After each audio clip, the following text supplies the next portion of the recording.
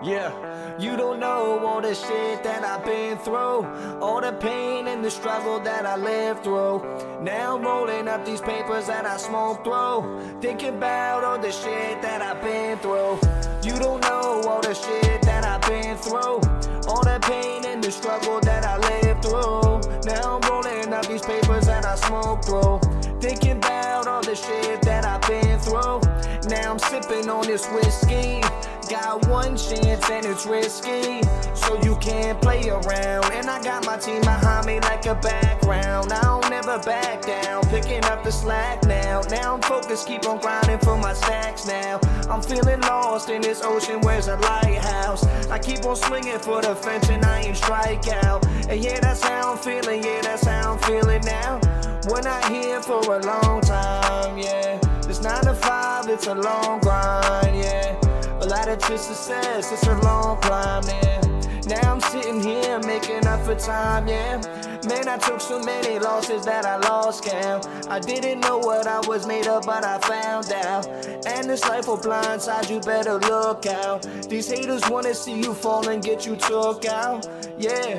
Cause I fell on my face, and this life is a race. I keep on checking my place. Now I'm riding for my team, you can tell by my plates. And this life just threw a hook, it caught me right in the face. But I'm getting back up, I'll do whatever it takes. I'll climb a couple of mountains, I'll swim a couple of lakes. Don't got time for the bitching, don't got time for complaints. Now you going through some shit, now tell me how does it taste?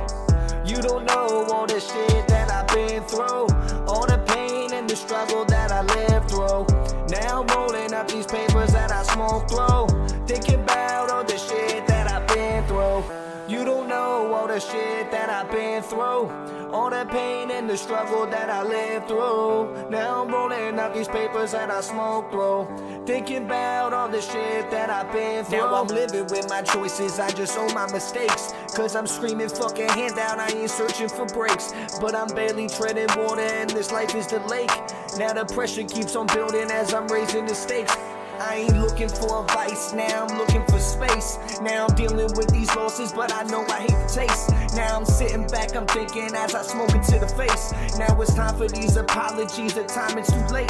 So bygones be bygones, I'm on business with a tie on. So fuck a shoulder to cry on, I'ma get a hopping like Zion. Let's raise a glass, I'll toast that. Reminisce, we roast that. How I wrote them and ain't wrote back. I'm never flimsy, the goat's backs. I don't feel bad, no not at all. With a lot of years, write a lot of calls, a lot of birthdays without a call. Ain't got time for that, so fuck a fraud.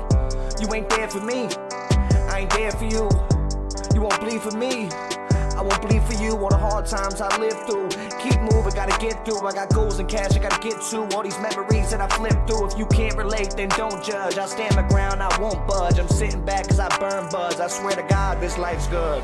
You don't know all the shit that I've been through, all the pain and the struggle that I lived through. Now I'm rolling up these papers that I smoked through, thinking about all the shit that I've been through. You don't know all the shit that I've been through, all the pain and the struggle that I lived through. Now I'm rolling up these papers that I smoked through, thinking about all the shit that I've been through.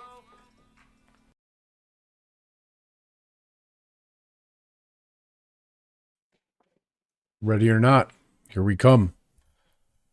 The song was Living Through by Paul P. Huge shout out to you, my friend. I hope your baby is doing well. This is a retrospective analysis into the short squeeze of Overstock.com and how the CEO, Patrick Byrne, absolutely demolished them. I want to give a huge shout out and thank you to all of the channel members and supporters. Typo Negative, Felix, Bill Allen, John Doe M, and Wiggy Wiggles. Cheers to you, my friends. You guys make this channel possible. Because as you guys may or may not know, doing YouTube pays less than a minimum wage job. Let's put it that way. So thank you guys for your support of the channel. You guys are what enables me to actually keep the channel going. And in case you're unaware, my name is Marcel. I'm the Butcher of Wall Street. You can find me on Twitter as well under Boss Blunts 1. I am a former real estate broker. I own a freight brokerage business of over 11 years now in trucking and freight brokerage. And I am now opening a stock and crypto brokerage upcoming company by the name of Lit Exchange. You guys can check that out at litexchange.com. It's the pinned comment. It'll be down in the comments as well. It's the pinned chat. I've got over 20 years experience trading in these markets, and I specialize in heavily shorted equities, particularly precious metals and stocks, meme stocks, such as Overstock, Tesla, AMC, GameStop, and ETFs like SLV, PSLV, GOLD, etc. So let's do a little bit of chatting here. The long story short, the TLDR, is basically that a short squeeze happens when short sellers bet against a stock. Let me know if that's a little too loud for you guys, if I'm getting some little additional channel feedback there. And they're forced to buy shares to cover their positions. Short squeeze happens when short sellers bet against a stock. And they sell shares of a company without actually owning it. This occurs when the stock prices rise unexpectedly. They're forced to cover their positions by buying the actual shares itself. This causes a buy-in frenzy, leading to fear of missing out buying by retail investors, further driving up the price as short sellers scramble to buy back shares to minimize their losses. Thank you, Frank. Thank you, Shane, Queen Bee. Ladies and gentlemen, I appreciate you guys. Here is the man I'd like to thank, Kenneth Cordell, Bedpost Griffin, for enabling retail investors with the ability to make significant amounts of money off of their greed.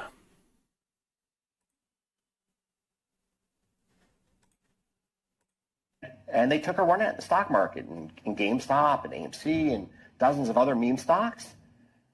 I'd like to think it was a moment in time. So I'd like to think that's the case. It's not how capital formation works best. And frankly, a lot of it came from a place that I don't think it was very healthy, which is like, let's try to take a firm like Melvin and put them into bankruptcy. Like, great. So you basically help wipe out the pension plans of teachers. You feel good about that? It's not Gabe's money that you're taking down. You're taking down the money of a pension plan that belongs to a teacher.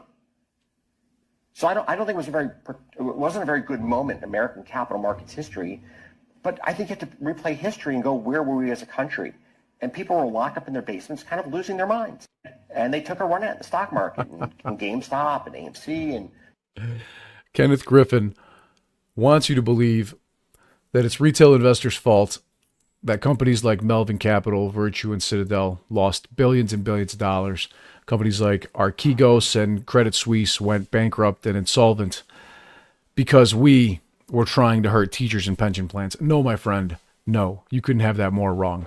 We were holding stocks of companies that we love, companies that you guys continuously try to bankrupt, like Overstock, like GameStop, like AMC. In the past, they've been successful with others, like MMAT, like Bed Bath & Beyond, who is now owned by Overstock.com. Other companies like Toys R Us and Blockbuster and Radio Shack, all of which are now extinct thanks to naked short sellers. But we're not going to let that happen, are we? Because there is a significant amount of potential to be made here off of these heavily shorted equities.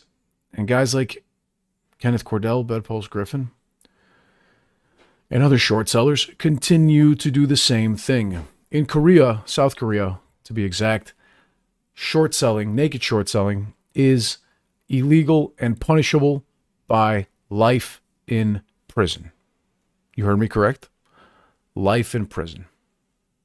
So, 2 overseas firms are now being indicted for a $16 million short selling scandal.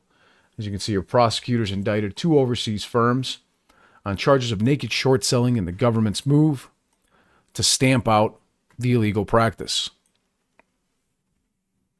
They indicted a global investment bank and an overseas asset manager and a trader from that firm for alleged violations of the Financial Investment Services and Capital Markets Act. Even though they're possibly facing life in prison, it is so profitable that they continue to do it. What does that tell you about the kind of people that we're up against here in financial markets? The 2 firms gained about $16 million in profits through illegal short selling. The global investment bank allegedly shorted stocks worth 18.3 billion won between September of 21 and May of 2022 without first borrowing the necessary shares. This is the literal definition of naked shorting. Obviously, they were informed of what they were doing and they continued to do it. This is illegal. And now they face the possibility of even life in prison. So, Overstock. You know what? Right before I start, I'm going to show you just how alpha this guy is. Patrick Byrne has been on the short seller's case for decades. Goldman Sachs, we were in this lawsuit and they were forced to, after 8 years of fighting, to turn up how big is this obscure thing called securities lending. Securities lending, there's a desk within all the big banks called securities lending. How big was it? I knew it was at least 5%. I thought it might be 15%. 15% at Goldman Sachs would be quite a large number. Heard rumors it might be as big as a quarter of Goldman Sachs came from this thing called securities lending. People wow, it's massive. know much about 10 years ago. Well, the answer turns out to be 75%. 75% of Goldman Sachs' revenue comes from activity that they have kept that has been obscured from the public. It's called securities lending. And this is why it cost me $30 million to get that piece of paper.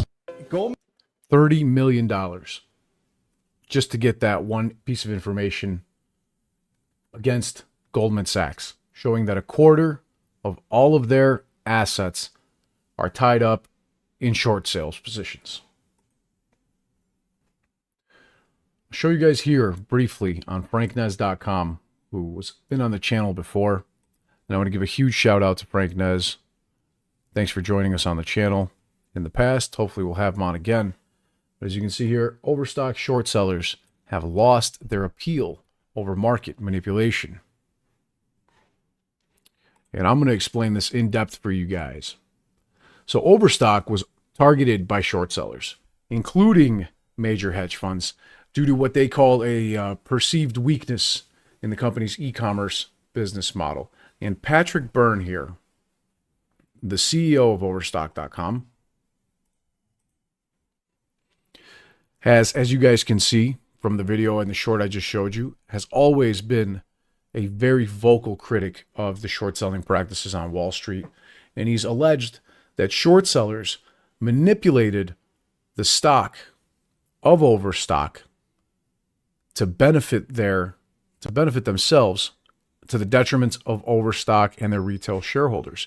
And activist retail investors might actually draw some inspiration here from Patrick Byrne's long-standing and combative stance against what he viewed as unfair market manipulation by these institutional players. You guys can see that this is something that's been going on for a significant period of time. Not just a few months or a few years. It's been going on for decades.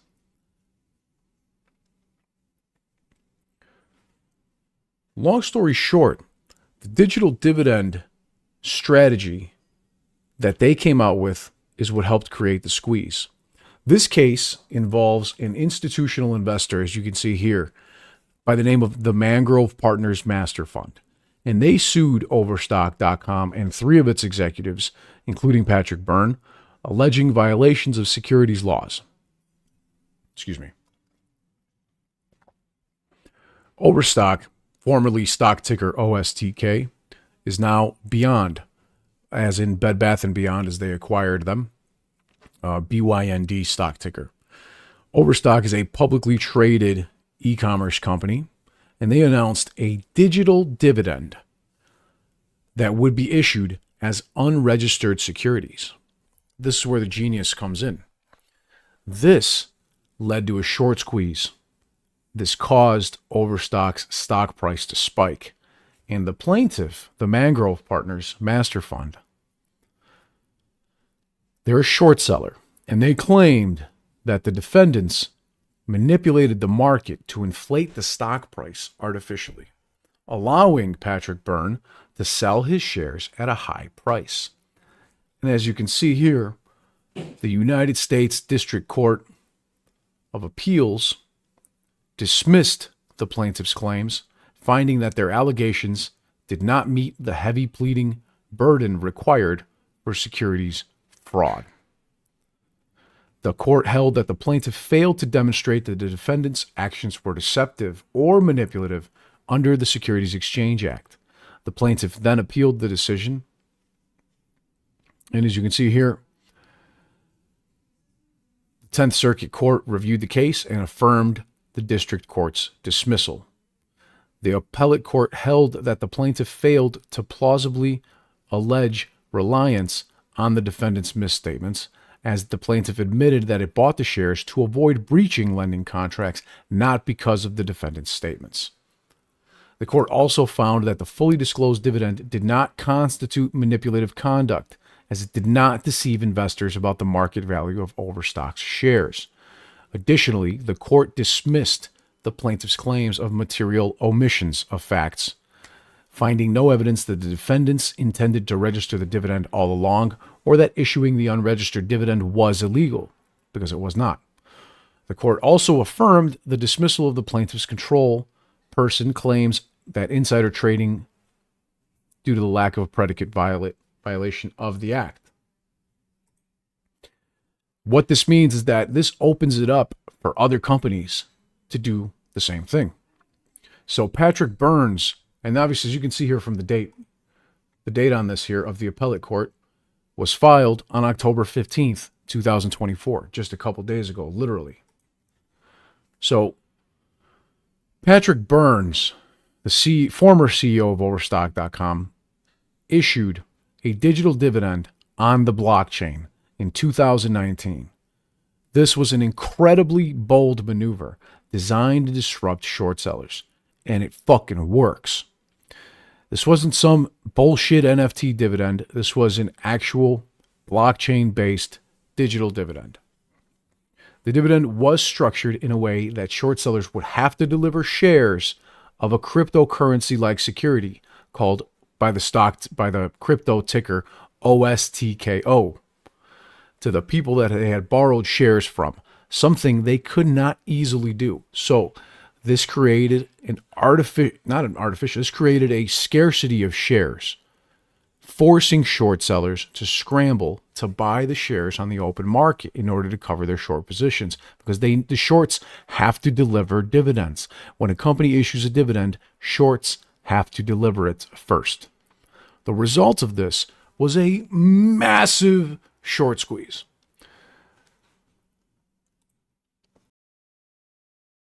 The stock price in March of 2029, March 29th, was a close of $4.93 a share. And by August 31st of 2020, that same year, the high had reached $128.50 a share. So anybody that tells you that a stock like GameStop or AMC or a precious metal like silver or gold or an ETF like PSLV or GOLD can't rise thousands of percentage points is trying to gaslight you. Because this not only didn't happen once, not twice, not thrice. This happened 4 times when Overstock squoze was suppressed and then squoze back over $100 a share again and again and again and again.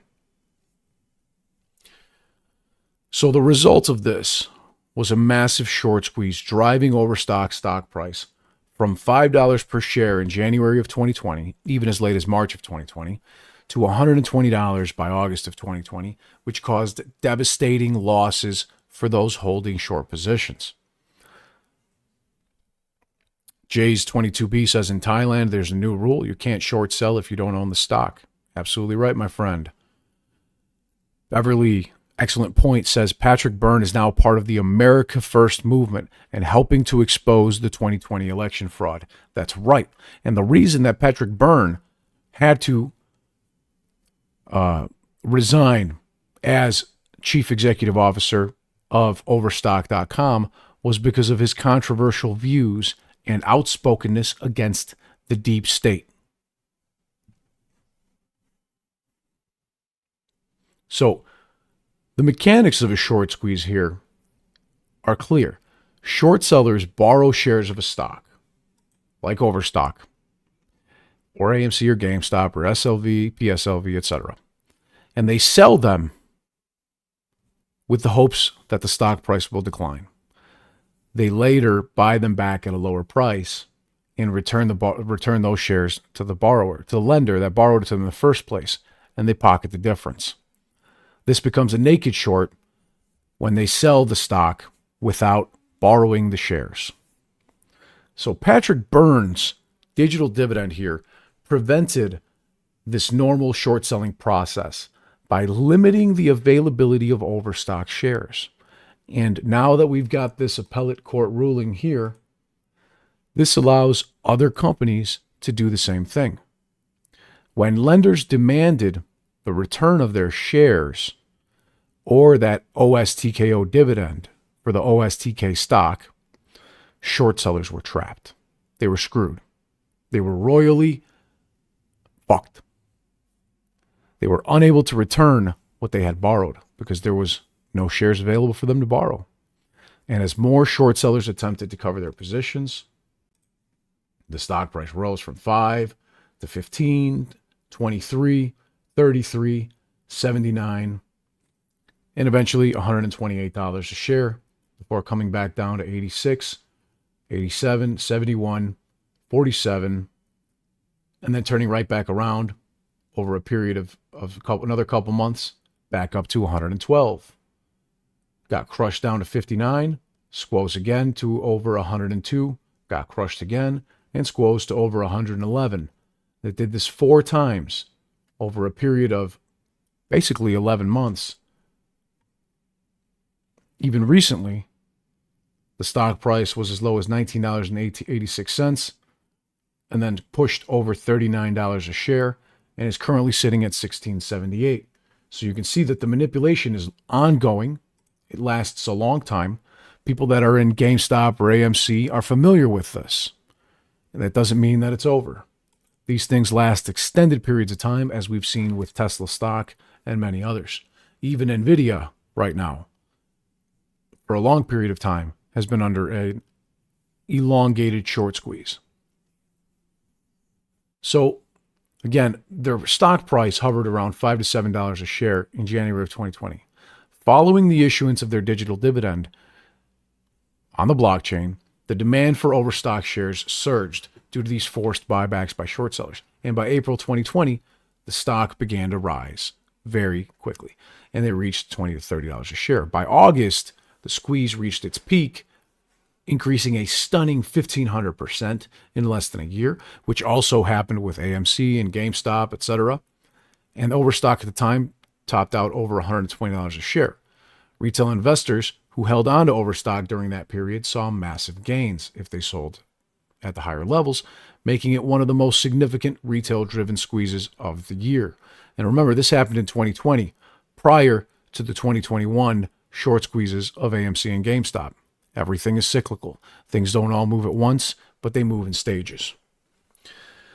Patrick Byrne's move with this digital dividend was more than just a financial maneuver or financial trick. It was a symbolic victory against those short sellers that he'd been fighting for years. He tapped into retail investors who agreed with him that the stock market was rigged against them by these large financial institutions. Merle Albel says the rules weren't as lax as they are now. They're allowing them to do whatever they want now. I actually disagree with you.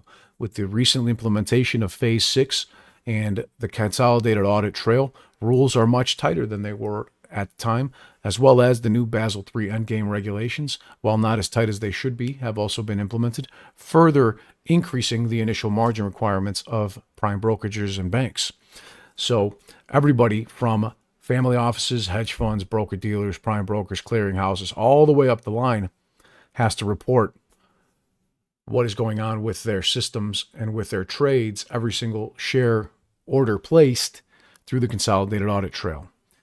And those that do not now are at risk of getting taken on by not only the Securities Exchange Commission and civil court, but also the Department of Justice, as we've seen recently with Andrew Left of Citron Research, who is now facing over 370 years in federal prison for his short positions against companies like GameStop and AMC for manipulating markets. That puts a smile on my face. I don't know about yours. This is a long hold kind of situation. This isn't an overnight get-rich-quick scheme. This is an investment. One which is highly volatile, highly emotional for those that don't know how to control their emotions, and is meant to psychologically harm retail investors. So if you're mentally strong, this is the kind of thing in which retail investors can potentially make significant amount of money. I'm not a financial advisor, and this is not financial advice. Do your own due diligence. So the use of the blockchain technology that Patrick Byrne did for this dividend was very forward-thinking in that they viewed the blockchain as a way to create more transparency and fairness within the financial system. It reduced the ability of these hedge funds and large institutions to manipulate the stocks through their hidden short-selling practices. And it resonated with activist retail investors, such as yourself, who were inspired by the idea of using financial tools to fight back against Wall Street. So short sellers and institutional investors who suffered losses claimed that Overstock and Patrick Byrne used the dividend and constituted a market manipulation that was intended to cause a short squeeze. When the reality of the fact is that Overstock defended their actions, stating that the dividend was a legitimate corporate action and that any impact on short sellers was incidental. As you can see here from 2 days ago, the United States Court of Appeals for the 10th Circuit Court decided they weighed these arguments and examined whether Patrick Byrne's actions were legally permissible under securities laws or whether they amounted to market manipulation. And the court ultimately found that Overstock did not violate securities laws regarding the digital dividend, allowing the case to stand as an example of creative corporate strategy within legal bounds that could easily fuck shorts, especially naked short sellers and creators of synthetic shares and heavily over-leveraged swap positions. Hey, Ricky, thank you very much for that super chat, my friend. That's very kind of you. Appreciate your support. So this is a real David versus Goliath situation that we've seen with Patrick Byrne, with Overstock shareholders, Tesla shareholders, AMC, GameStop, silver, gold, costs. I could go on. You get it, right? Some companies have done well and thrived, such as the ones I mentioned. Other ones have not done so well, unfortunately, like BBBY, like BBIG, like Mullen, like MMAT or MMTLP. MMTLP obviously is not a company. It is a dividend that was never supposed to trade in the first place. But that's neither here nor there, because that was never a stock or a company. That was just a dividend that was supposed to be issued to MMAT holders. But here, and in these other stocks that I've told you guys, is where the real battle can be won. The story here of Patrick Byrne is completely emblematic of the fight that retail investors have put up against these institutional powers. And retail investors, the 99%, saw how one individual could stand up to Wall Street using unconventional methods and technology, successfully forcing hedge funds and family offices to take heavy losses for their market manipulation, illegal naked shorting, and greed. The Overstock case here, guys, stands alongside other high-profile short squeezes like GameStop and AMC as a symbol of retail empowerment. It shows that even in a market dominated by these large institutions, retail investors can influence stock markets in their entirety and potentially create massive gains through collective action. Right? And people don't need to collude to do it. The short sellers are the ones that collude. And when they have to buy back the shares to cover their shorts or to close their short positions or their swaps or roll, or you get the idea, right? The use of blockchain in these financial markets offers a significant amount of hope and for a more transparent and fair system, right? And this aligns with the values of many retail investors who believe in decentralization in finance. Transparency is key. This case here opens up massive amounts of scrutiny into regulations and the legality of using blockchain-based financial instruments to disrupt traditional market practices. It also exposes weaknesses in how short selling could be exploited through these innovative means. The success of Overstock's strategy can inspire other companies to explore blockchain dividends or similar tactics as a way to fend off short sellers or manipulate supply and demand dynamics in their favor. Overstock short squeeze is a precursor to other retail-driven moments and giving a rise to these movements in which a small individual investor can get together with many other people and individually create a massive impact through the efforts that they put in together, but separately, because these things accumulate. One person can make a difference. That's what's important here. One person.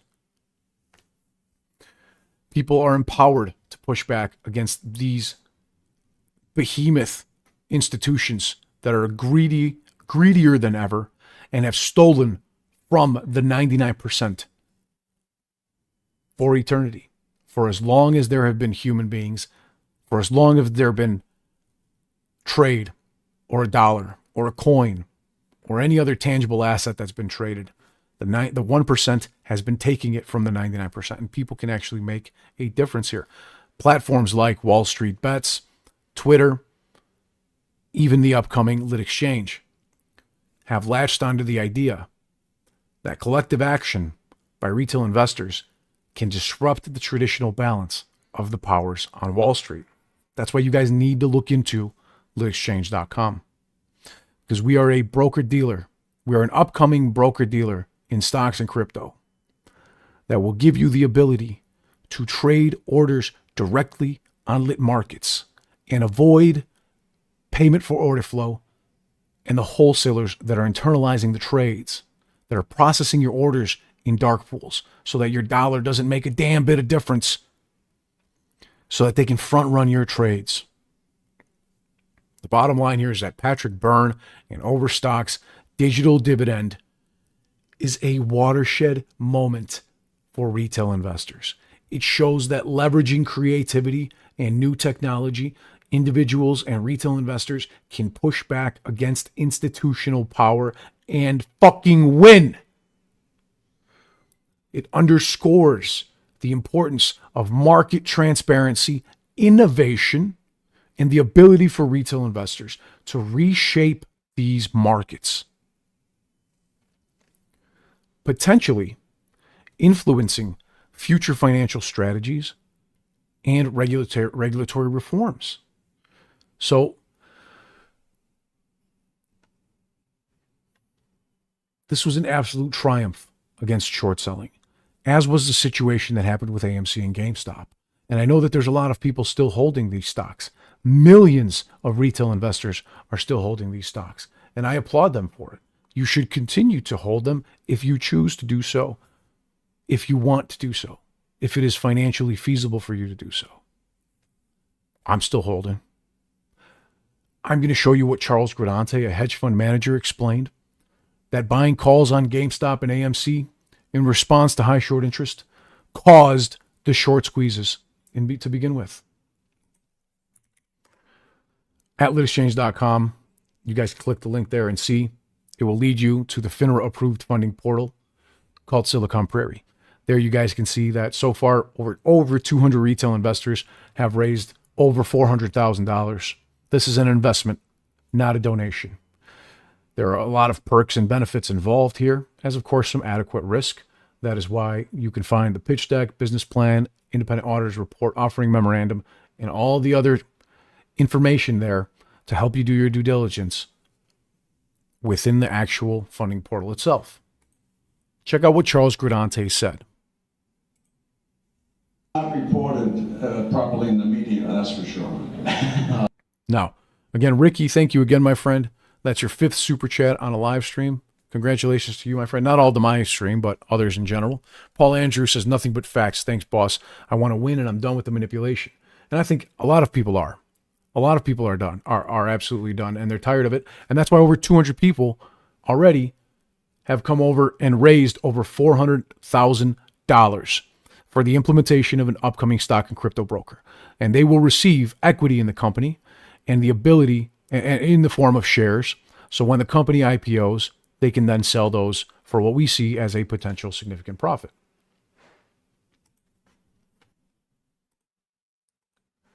They also will receive first buyer's rights, pre-IPO, and a shitload of other benefits. The volume here with Charles Gridante starts off a little rough, but they fixed the mic about 30 seconds in. So I actually included, I went ahead into this video and added subtitles. So in case you can't hear it, you can read it perfectly, word by word. The media will let you believe that we associate the rise in the stock with the excessive call buying and sort of a conclusion that is very suspicious. The excessive call volume leads to the underlying stock increasing. Excessive call buying leads to the underlying stock value increasing. That's what he said. They're about to fix the microphone. The underlying stock increasing. That is true in part, but there are other things going on. When one party is long the call, they have an asset. There's a counterparty that is short the call, and they have a liability. The market makers typically marry, thank you, Jana, people that are doing covered calls. I'm going to analyze this for you briefly so you can understand what he's saying. You hold a long call, which means a call option contract. Someone else is short with a put contract. Market makers combine those two, basically betting your long call against somebody's short put, and that is what's called married calls and puts. With traders that are going long a call. So you have one side going long a call, the market maker looks for someone selling a call and marries the two positions and makes a market. If you have high volume call buying, which is not illegal. No, it's not illegal at all. The market maker takes the position himself.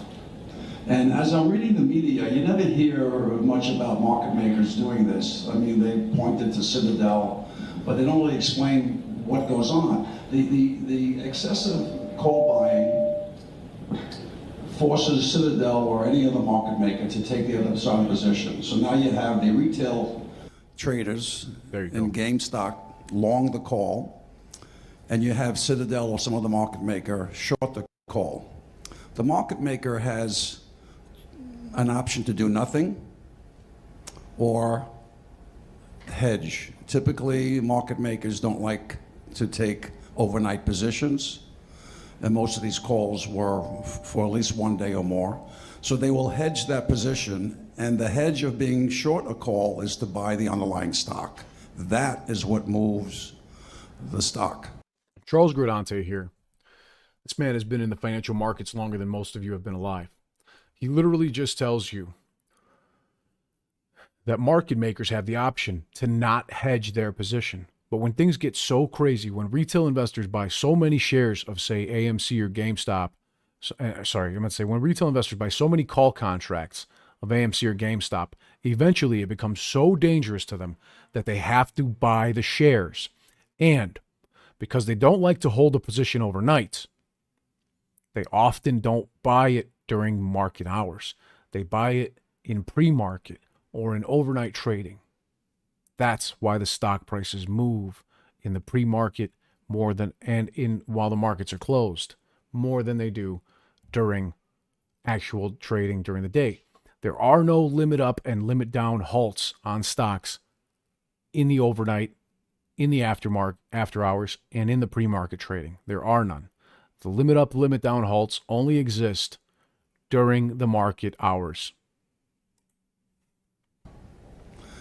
So in as much as we can marry long call buyers with covered call sellers, nothing happens to the underlying stock other than information flow about the stock causing the stock to go up for fundamental reasons or technical reasons, momentum, moving day average, whatever. But insofar as the volume on the long side exceeds the natural offsetting volume on the short side, the selling side, the market maker steps in, must hedge their position, and that creates the balloon up. Now, I watch CNBC, I watch Bloomberg, I read all this stuff, and I don't. Has anybody heard that explanation? Great, but They don't tell us. They don't tell you that I'm very on the disappointed, and it's not uncommon that even the regulators are just starting to. I think they understand this. I mean, the ones in senior positions, but they don't know how to handle it. Now, there are other things, and I'll give it back to you but there are other things that need to be discussed in the situation because the market maker, in an effort to support now the short seller, Melvin Capital, they will typically borrow the stock, as I think everybody here knows that. They borrow the stock, give it to the short seller. They actually sell it. It never goes to the short seller. Everything stays on the books of the market maker. They sell the stock. They put the cash on their books, memo credit to Melvin Capital, and that's collateral against the short. And that's the typical short selling. But that's not what happened with GameStop. It did in the beginning, but when the shorting got out of hand on the hedge fund side of the fence, the market makers created synthetic shorts. Bingo. And that's a whole other issue, and we can talk about that. But the synthetic shorting and naked shorting, which is illegal, a market maker can do. It's illegal most of the time. He's about to tell you when they can do it using the market maker exemption rule 203BI. Can execute naked shorts insofar as they're facilitating a trade. They're not to facilitate someone shorting a position for an extended period of time. So, hence, he's telling you that Citadel did something illegal on behalf of Melvin Capital in order to save them. Because if Melvin Capital would have gone out of business, then the market maker would have taken billions and billions of dollars in losses. And as we know, eventually, months later, Melvin did go out of business. So the regulators are looking at that now as to whether or not there was this naked shorting by the market makers on behalf of the hedge funds in order to facilitate the shorts. And I think they're going to uncover that there were some issues there, which gets me to a final point. I'll give it back to you. The penalty for naked shorting is really not significant enough to stop it. Citadel and Goldman and all of the players get fined constantly for doing this. As long as it's not intentional and never is intentional, they get fined. And I think one of the things we need to do is discuss increasing the fines for this lapse of memory and inefficiency in the system to the point where people wake up and pay attention. Right now, the fines are insignificant. So I have more to say on that, but that's just a taste of where I'm going. Savage. It's got to be technology. I mean, Look at the look on these guys' faces. Both of these tools right here are from Citadel Securities. Both Tweedledee and Tweedledum there with the two arrows. It says Citadel Securities. Very paper intensive. In my early days, you had trade date plus 5 to settle. And it was paper. And when we had the crash in '87, it took 2 weeks to settle trades that happened on the day, the Friday and the Monday after the crash. So that's the main thing. I think technology is the answer to any question like what's the difference between now and before. But right. So everything has greatly increased in speed. Yeah. But I think getting back to my points, and the retail now is a big player on the street, and GameStop shows how important it is to address that sector. Well, Charles, is that because trades are free now? I mean, back in '87, it would have cost $50 to call your broker Trades a are trade, not free. right? Is that why? Do you think that's incorrect? Well, the trading was more expensive. The bid-offer spreads were wider, and most of the velocity trading was done by institutions. That's right. He says trading was more expensive back then. Trades are not free. You still pay for them. You just don't know how much you're paying. Within the bid-ask spread is much better than it used to be because of technology now. That's why trading is less expensive. Whether you're trading commissions of a few pennies or a massive number of trades where it's a few dollars, it's significantly cheaper than it used to be 20, 30 years ago because we're no longer doing it with pen and paper. Sadly now, retail investors that use commission-free trades are paying more than if they would have just paid a few pennies up front for every fucking trade in the beginning, to begin with. Now that's wild. And the thing is, you just don't know how much you're paying. Again, the SEC charged Robinhood $65 million in fines because they found that retail investors, accounting for the fact that they didn't pay for any trades, they still spent $34.1 million more than if they would have just paid for the trade up front. That is what commission-free trades do for you. They charge you $34 million more. That had a moral compass. Not that the as a matter of fact, I'm in favor of what the Reddit boys did and girls.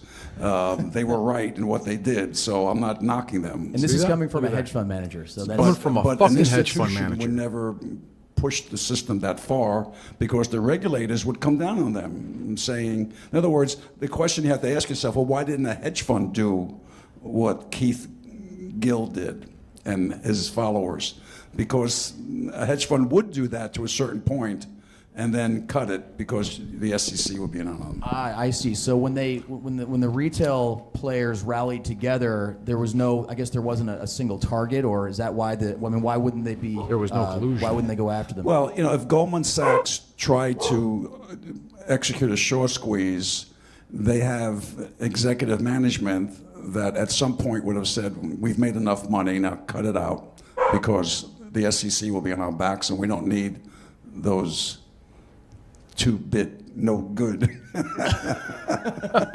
That's awesome. So that's important. Whereas the retail guys just said, hey, if Plotkin can short, over 100%, or Plotkin and his cohorts could short over 100% of the float, why can't we buy enough calls equal to 100% of the outstanding or the float? So it was an even up playing field, just that the moral compass is different. The hedge funds got a little bit of a more moral compass, not that much more, but a little bit more. Well, and Charles, I think you told me that it doesn't take a rocket scientist to realize there's a risk of a squeeze when you have over 100% of the I was float surprised when they had the congressional hearing that they didn't. They tried to set the retail side up for a fall, but it's really the hedge fund world. I mean, He's literally telling us what we already know, but now it's coming from a hedge fund manager with like 50 years experience in the industry. The Congress tried to set up retail investors to be the bad guy, tried to set up Keith Gill and everybody else to be the bad guy. And he just literally said that. And he also said that really it's the hedge funds that were doing the being the bad actors. Poor risk management. Poor risk management. Once by you the hedge see funds. the exchanges reporting that 100% of the float is being shorted, and there's synthetic shorts to carry it up to 140% or thereabouts, it only takes a 10% move in the stock to start some shorters to think about covering the short. Most hedge fund managers will start covering their losses if they're long and the stock goes down 10%. At 10% is sort of the demarcation, and if they're short and it goes up 10%, they start covering. Naturally, the short interest can easily be hidden using swaps and other means, like marking short positions as long positions. We've seen that happen many, many times already. There's been tons of fines. And then short that ETF, and that would bring down the price. and that would bring down the price of GameStop and AMC, but it would not show up on the stock's short interest. Simple mathematics. If the stock goes from 100 to 90, you only need 10%, 10.5% to get back to break even. So you start cutting your losses at that point. At 20%, you either double down or cut the position out altogether. Now, Charles, I want to ask you about something I think we've discussed in the past. We're obviously very, very big fans of NASDAQ here, but I was talking to a nicey market maker, and he said he felt sick to his stomach that day when you could only put in sell orders for that list of stocks. How did that come about? Right now, they're talking about the day in which they took away retail investors' ability to buy GameStop, AMC, COS, SLV, and other heavily shorted equities. January 28th, 2021, in which Virtue Financial, Citadel Securities, Robinhood, Webull, dozens and dozens and dozens of broker-dealers, market makers, clearinghouses, and even the White House colluded to prevent retail investors from buying more shares. They only allowed you to sell. But guess what? Of course, institutions could still buy because this game is rigged for the 1%. And the only way to change that is by looking into a broker-dealer that is actually going to do the right thing by retail investors. Hence, lit exchange. Well, like I was alluding to before, the market makers were basically selling to Robinhood and the Reddit crowd naked calls long. And they were short the call because it's double entry accounting. Somebody's long and somebody's short. And the market makers did not hedge in the beginning.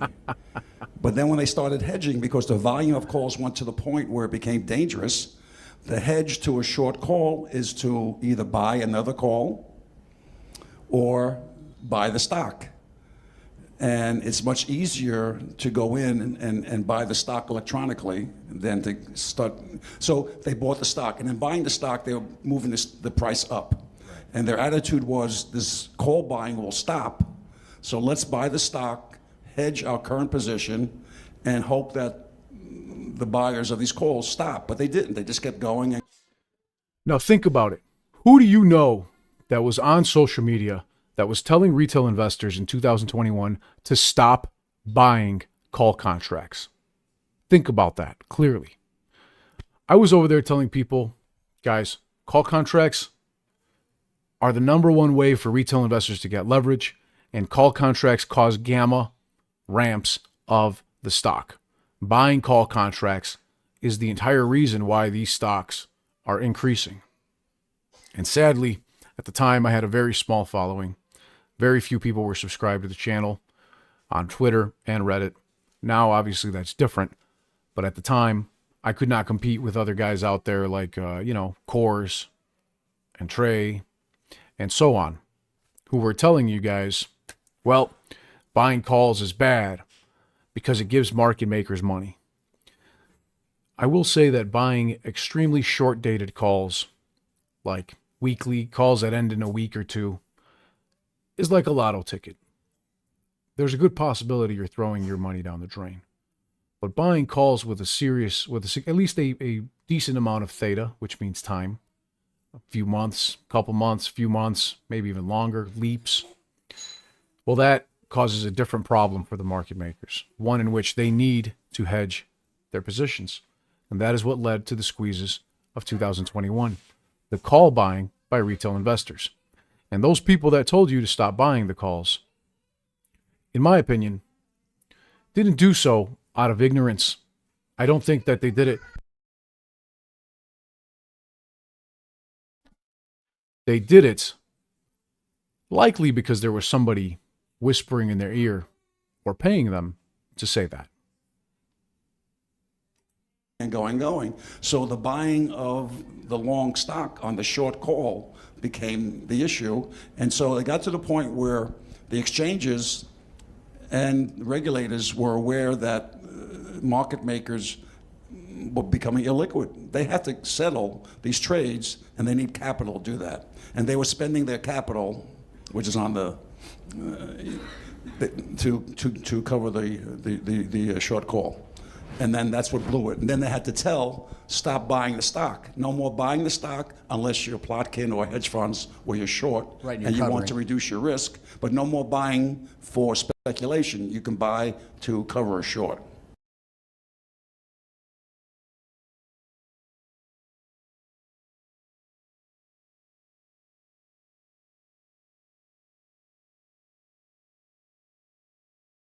There you go, folks. You heard it there. If you want real change, buying and holding is not going to be enough.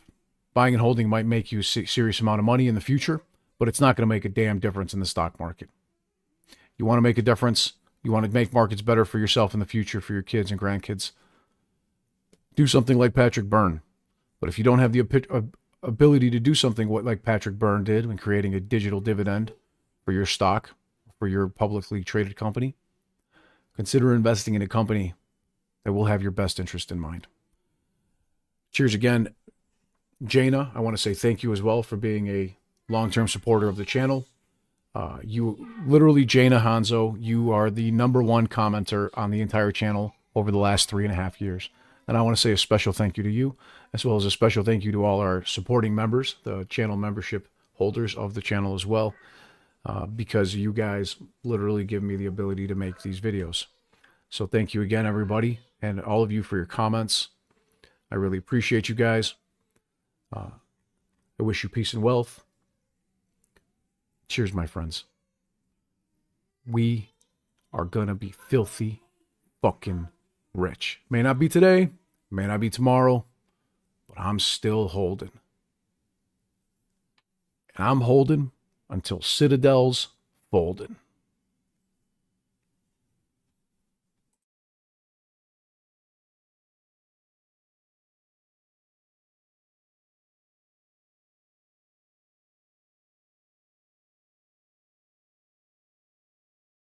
Thank you, everybody. I wish you peace and wealth. Have a great evening. See you tomorrow.